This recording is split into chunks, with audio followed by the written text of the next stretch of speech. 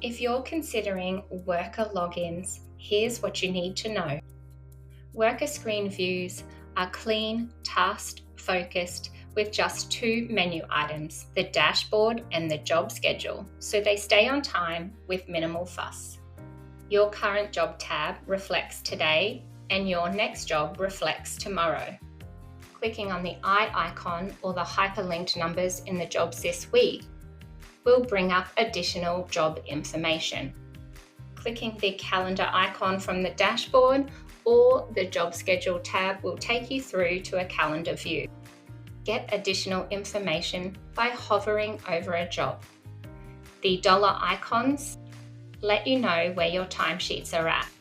Red for not submitted, orange for submitted, green for actioned. Workers can manage their accounts by going to their name and the profile tab. They can manage their account profile information, change their password, and enable 2FA. Profile photos are added by the administrator. This streamlined worker view keeps clarity front and center. Administrators can enable worker logins with confidence.